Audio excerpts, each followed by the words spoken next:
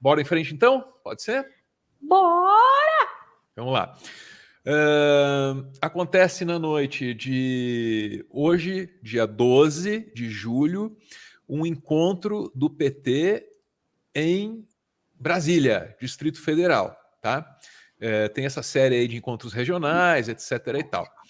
E é muito interessante esse momento por uma série de questões. Primeira delas, esse é o primeiro evento do PT depois da tragédia que aconteceu com o Marcelo Arruda em Foz do Iguaçu, episódio de violência política extrema, etc. e tal. Então, havia, ou ainda há, porque o evento, no momento que a gente está gravando aqui, ou está ao vivo, está acontecendo, né, uma preocupação com a segurança.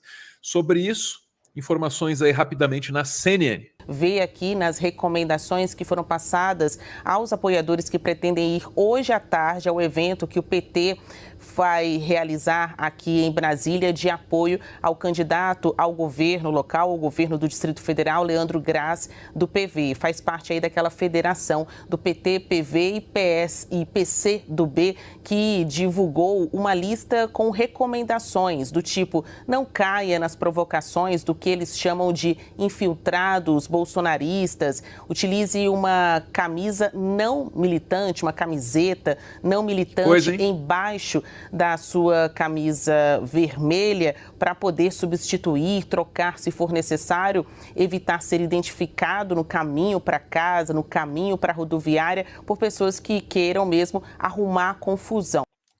Muito bem, tá aí a Basília Rodrigues na CNN, curto muito, desde a CBN, que era onde ela estava lá atrás. A gente acompanha a carreira da Basília.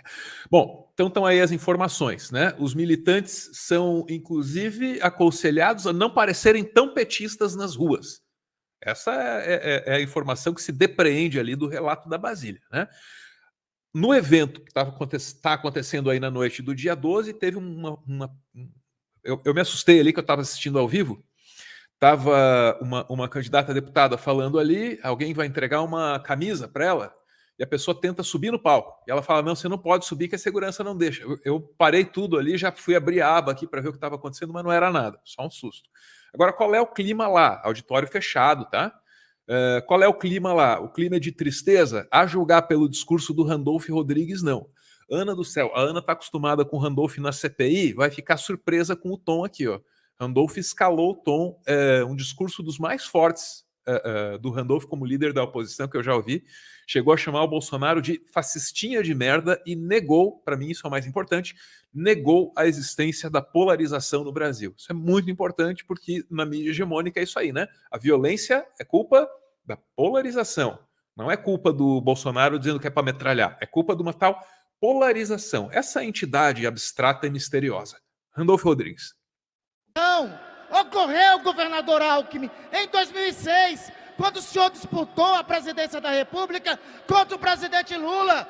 Os dois disputaram, um saiu vitorioso, e eu lembro a declaração naquele dia do governador Alckmin: na democracia, um ganha para governar, o outro perde para fazer a oposição. O governador Alckmin participou de eleições, ganhou, perdeu, reconheceu o resultado. O presidente Lula participou de eleições, ganhou, perdeu, reconheceu os resultados.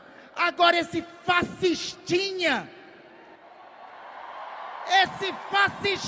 de merda aí, vem dizer, vem questionar depois de 30 anos urnas eletrônicas.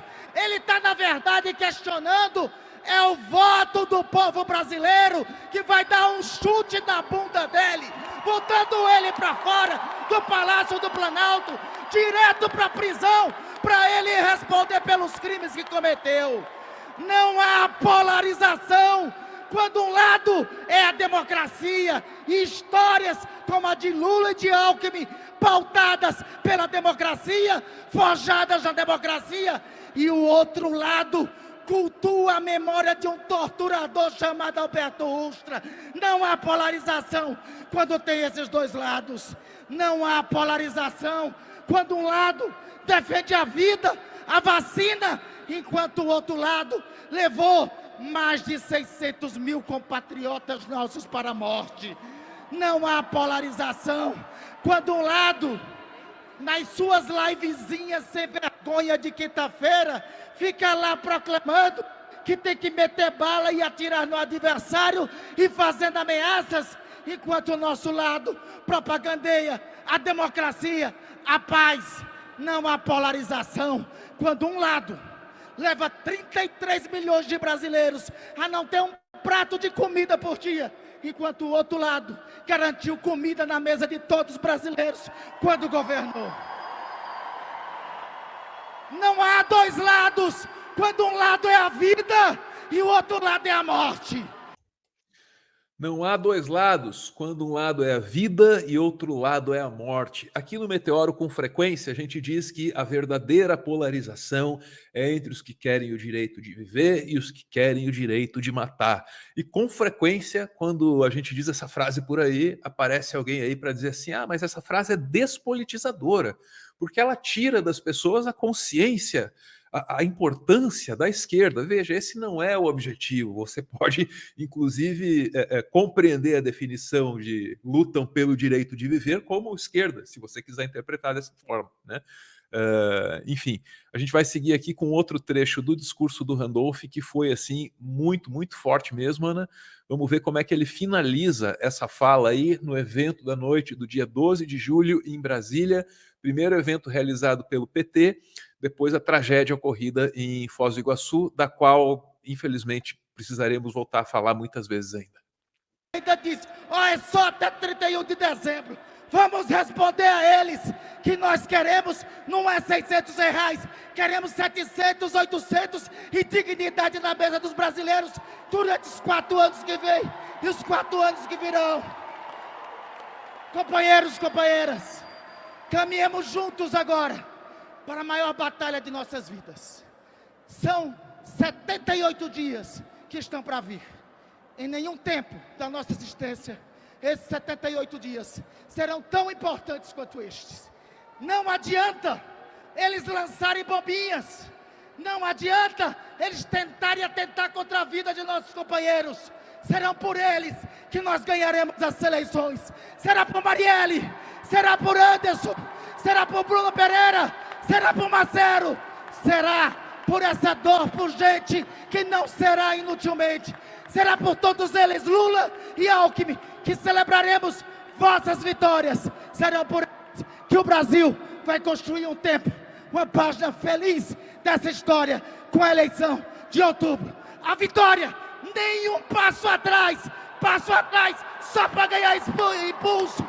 O fascismo não triunfará nessa terra. Obrigado, senador Randolph Rodrigues, representante da rede. Randolph Rodrigues, líder da oposição no Senado, lutou muito na CPI da Covid, né? E trabalhou muito aí, articulou muito para que a gente tivesse uma CPI do MEC, o que acabou não acontecendo, mas nesse caso aí ele foi derrotado meio que fora do jogo, meio que no tapetão. História que contamos várias vezes aqui, não vem ao caso agora. Ana, tá aí o discurso do Randolph, tá aí o tom, que você também não ouve todo dia, apesar da gravidade da situação em que se encontra aí a democracia brasileira. Isso é no mesmo 12 de julho, Ana, em que o Estadão publica a seguinte notícia: presidente do Tribunal Superior Eleitoral já não aceita mais falar com o ministro da Defesa, tamanha encheção de saco que o Ministério da Defesa tem imposto ao Tribunal Superior Eleitoral. Os militares tratando a Justiça Eleitoral, o TSE, como se fossem seus subordinados, como se fossem, suas cadelinhas. Parece que o TSE finalmente está começando a se dar o respeito, né? E quer sair desse papel aí no qual, aliás, se colocou. Ana, tá aí o Randolph, então. Boa, vou começar pelo fim aí. É muito interessante esse posicionamento aí do TSE, de falar, chega, tem que parar de dar conversa para Milico. Milico não tem nada que apitar nas eleições. Função de Milico na eleição é carregar a urna, né, para os lugares onde é necessário, é infraestrutura. Não tem nada que apitar em resultado. Não quero auditar, quero contar os votos. Esta não é a função das Forças Armadas, tá? As Forças Armadas que façam aquilo que ela tem que fazer. Agora, sobre o Randolph, me emocionei muito ele dizer por quem é. Vou chorar de novo já. Guardou para o final, né? Você viu, né? E a ver com isso, né? O discurso dele, você vê que tem muita emoção aí. Tem algo de muito, muito emotivo, sabe? E não é para menos. Não é para menos, sabe? Você tá numa campanha política em que, de fato, um lado quer a sua morte, né? Ou não é? Para se emocionar e para se indignar e para deixar essa emoção aflorar como aflorou aí no discurso do Randolph. Gente, está na hora da gente levar isso aqui a sério e de entender de fato o que está acontecendo. Aliás, isso é uma coisa que eu gostaria, se tiver a chance mais tarde, de perguntar para o Requião. A respeito dessa noção de polarização que está surgindo na mídia hegemônica aí, como uma entidade, como o Álvaro falou, uma entidade imaterial, né? Se a culpa é da polarização, a culpa não é de ninguém. A culpa não é de ninguém. Não, aí é que tá. Aí é que tá. Essa é a primeira leitura. Se a culpa é da polarização, a culpa não é de ninguém. Então você exime, para início de conversa, o bolsonarismo de toda a responsabilidade pelo estado de violência em que esse país está mergulhado. Esse é o primeiro ponto. E o segundo a gente sabe por que determinados setores da mídia vão dizer a culpa é da polarização. Porque aí você não apenas exime o Bolsonaro e o bolsonarismo pela culpa, mas você aproveita para sugerir uma solução, a terceira, quarta, quinta, sexta, 10ª via, porque está fora da polarização. Então, há uma estratégia discursiva aí que, ao cabo, é uma estratégia eleitoral também. Mas que estratégia? A custo do quê?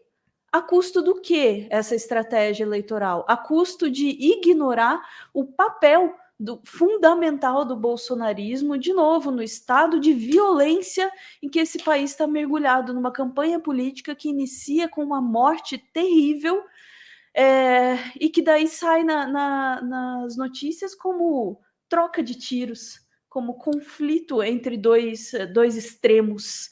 É uma escolha difícil, parte 2. Vamos fazer isso mesmo, imprensa? Vamos entrar aí de novo? Uma escolha difícil de novo?